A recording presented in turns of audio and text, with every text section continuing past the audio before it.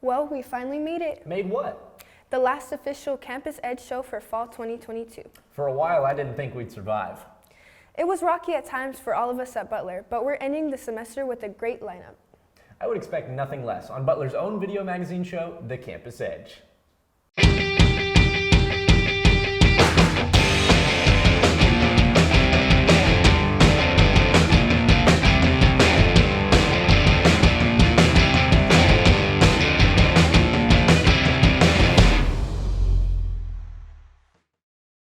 As Cadence said, it's the 6th and last episode of the Campus Edge for fall 2022, produced by students and for everyone, students included.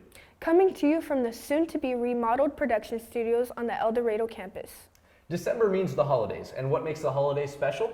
Crazy shoppers trying to find that perfect gift. Fruitcake? No, definitely not fruitcake. It's children. Reporter Daniel Fee took a look at the first Southern Baptist Church's Operation Christmas Child program and filed this story.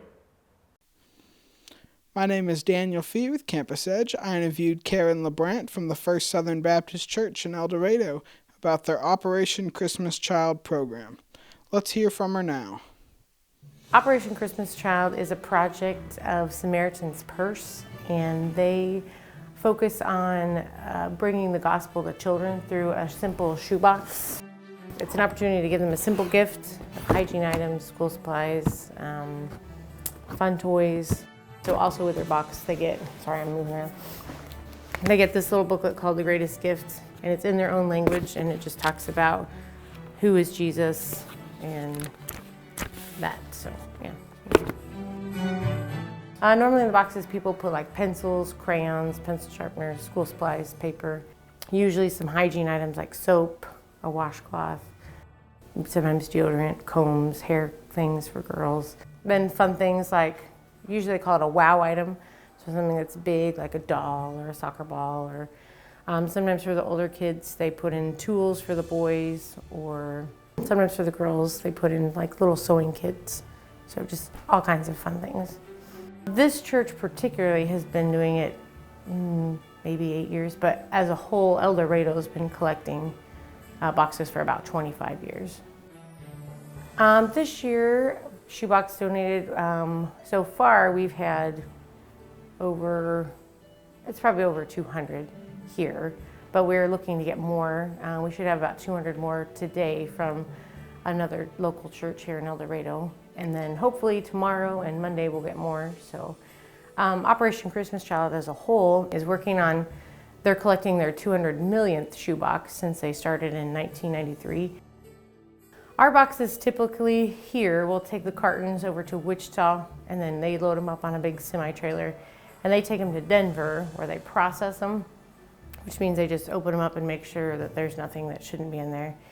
And then they tape them up and they box them according to age and gender, and then they get shipped all around the world. It's about 160 countries they go to, but ours typically go down to Mexico in that area. So this is just a way for us to be missionaries when we can't go across the world to be a missionary. So, Operation Christmas Child hopes to bring Christmas spirit to the places that need it most. My name is Daniel Fee with Campus Edge, signing off. A great tradition around this time of year is making New Year's resolutions. It's the perfect way to work on improving yourself. It sure is. Lots of people make resolutions only to forget about them. That's why gyms are so crowded in January, but by March are practically empty. The great thing about not following through with resolutions is that you can use those same ones next year. Reporter Lanie Wolf asked Butler students about their resolutions. Who knows, you might get some good ideas. Hi, my name's Lanie Wolf, and I am a student here at Butler Community College, and I'm going to be going around asking some students what their New Year's resolution is. So I am here with John Meyer today. John, what is your New Year's resolution? My New Year's resolution is to try and make more friends than what I've got now. Why? Because I like having more friends, and I like meeting people and trying to make better bonds with them as much as I possibly can. I am here today with Morgan Black. Morgan, what is your New Year's resolution? To stop trusting men. Why is that? Because I've learned recently that if they're going to be anything, it's a disappointment. You heard it here first, guys. I am here today with Zakila Crawford. Zakila, what is your New Year's resolution? To make more friends this year. Why? Because I like meeting new people and getting to know people. Yeah. Okay, I am here with Damien Dorr. Damien, what is your New Year's resolution? To be honest, my New Year's resolution is to be able to make my girlfriend happy and have a nice, healthy life. And why is that your New Year's resolution? Because this is honestly my first relationship, and I want it to be able to last as long as I can make it. Good answer. Okay. I am here with Kay Manning today. Hey, what is your New Year's resolution? To get better health. Why is that? My health sucks. Is there a reason that your health sucks? A lot with family stuff. You know, your boyfriend Damien earlier said that his New Year's resolution is to make you happy. What do you think about that? I'm not surprised. Why is that? It's my boyfriend, so I'm not surprised. So do you not love him or something? Apparently my New Year's resolution, no. You heard it here first. Kay does not love Damien. I am here with Karma Murphy today. Karma, what is your New Year's resolution? To get better grades. Why? Because I didn't do well this year. What are your grades right now? I plead the fifth. Fair enough. You heard it here first. That is some of the Butler students' New Year's resolution. I am Lanie Wolf with BCTV and Campus Edge, signing off. It's time for important messages, so pay attention and don't be naughty. After all, Santa Claus might still be watching you. Hey, let's check out this park.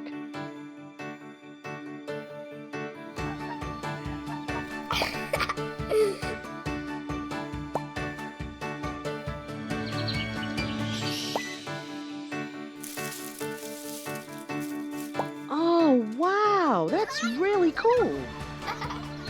To find a great local park or forest near you, go to discovertheforest.org. What would happen if I had to pick up the phone, call 911 for one of my family members or one of my neighbors? What would I do if no one was on the other end to respond? What if there was no 911? So you can be a part of the solution. Anybody can be a firefighter, male, female, younger, older. We have school teachers, we have leaders in business. Is me, you, anyone that wants to be. There is no typical firefighter. The next story may be too upsetting for some of our audience. Viewer discretion is advised. That sounds very intense. What is our next story all about? Finals week. That can be very disturbing, especially if your grades aren't the best. Most of my professors don't have tests. They require projects. And naturally, you have all these projects completed. If any of my professors are watching, I definitely have everything done. While Sam plans how to finish, let's look at Mariana Gonzalez Rangel's interview with Butler students and how they're preparing for finals week. We spoke with some students at the Dorado campus about how they prepare for finals week. This is what they said. Eat good, sleep good, and study. Pray to the Lord and just go in there confident, for real. I don't believe in studying. I study just a little bit, and I just do like a lot of self-care activities. So I like to do yoga, exercise, eat good food, and just all the self-care things. I have a study group that I do most of my studying with, and then I just take time for myself to make sure I'm like mentally ready to take a test. But yeah, that's about it. I do study groups and then cry a little bit, but then I do a lot of practice questions.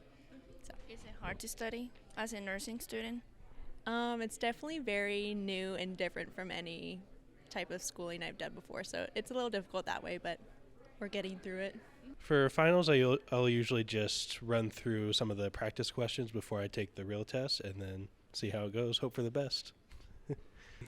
I sleep early than usual because I go to sleep around 12 o'clock every night, but get to sleep early. I study every day, and I get my mind right, get all my work done, so I can just study, so I don't have to, you know what I mean, be overwhelmed with everything, and just be confident in myself. I feel that's how. So basically, I just assess all my finals, see what I have to do, and then for the week, see like the due dates of the finals, like the tests and everything, when I have to prepare for them, and usually prepare like a couple weeks before and start studying, and get all the studying done, and try to just be as prepared as possible for the final. For the Campus Edge and BCTV, I'm Mariana Gonzalez Rangel. The end of semester has all sorts of traditions, cramming for finals, last-minute projects, packing for the winter holidays, and our next story. Our residential life office sponsors a late-night finals breakfast in the cafeteria on the El Dorado campus. It's held on the first night of finals week and is open to all students. This year, in addition to faculty and staff serving food behind the counter, KBTL Campus Radio brought their tunes and popcorn to add to the goodie bags and the fun. We even had some impromptu karaoke. Reporter Francisco Puente-Takajasi brought his video camera, and here's what happened. Late night breakfast where you can take a break from studying finals and get some free breakfast. I'm Francisco Puente-Takajasi reporting for Campus Edge. So my name is Lanie McLemore. I'm the director of residence life on campus. So I basically look after everyone that lives on campus. See, this event has been in place for a while now, long before my time. I've only been here a year and a half. So this year, my big thing was I wanted to make it bigger. And so when the media crew volunteered to come out and play some music and stuff like that, and we decided to give out goodie bags, it was the more the merrier.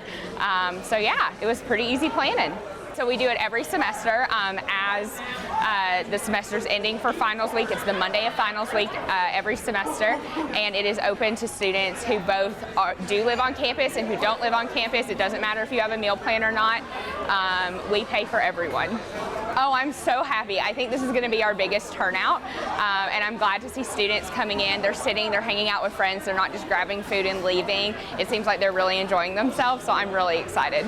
I think my favorite part is seeing the students. They're really happy and engaged, and seeing faculty and staff engage with students in a positive way outside of the classroom, I think is really important. And as the night went on, it went from breakfast to karaoke.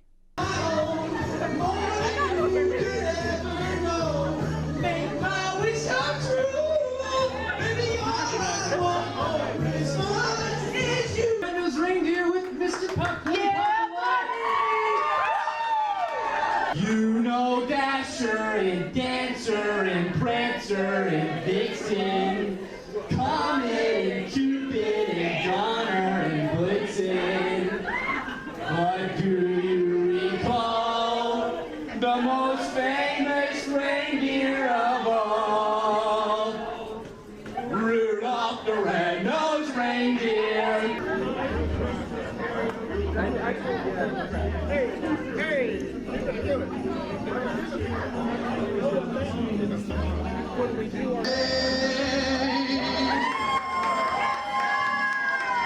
That's how you sing.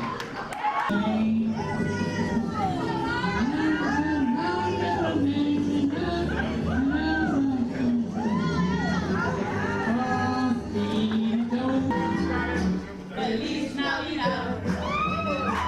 Feliz Navidad. Feliz Navidad. Prospero año de felicidad.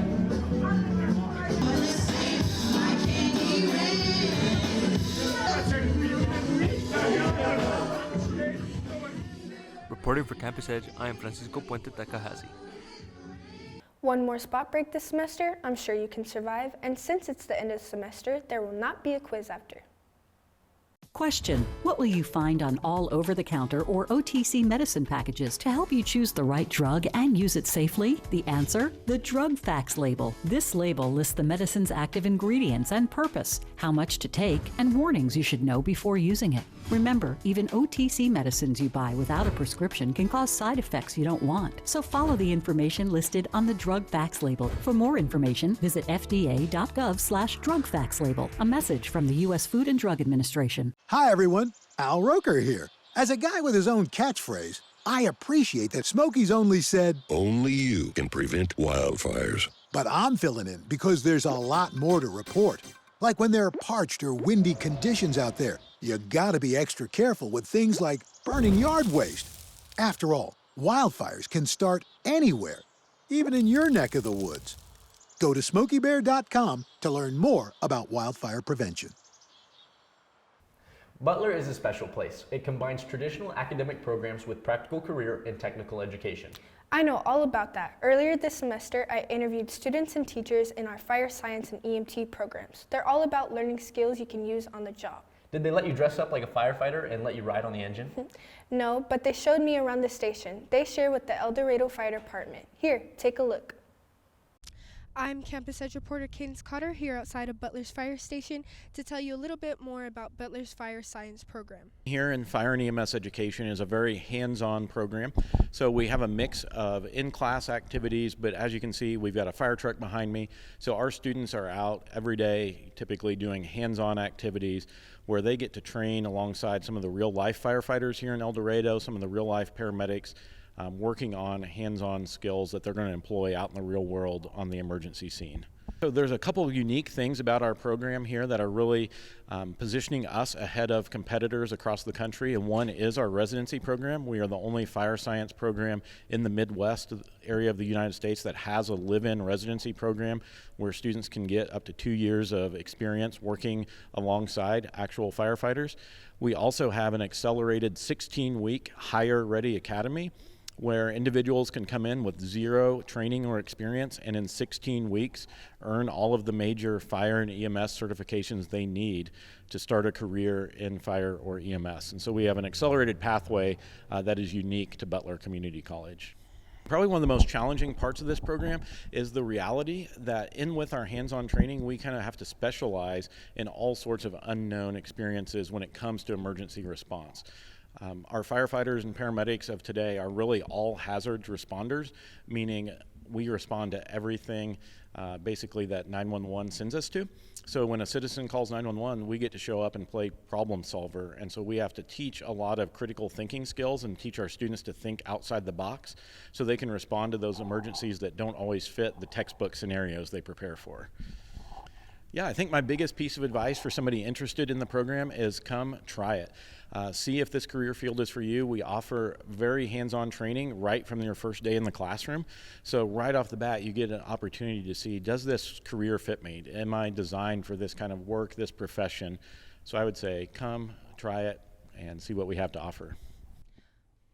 I hope everybody got a better understanding of Butler's Fire Science program. For BCTV, I'm Cadence Cotter.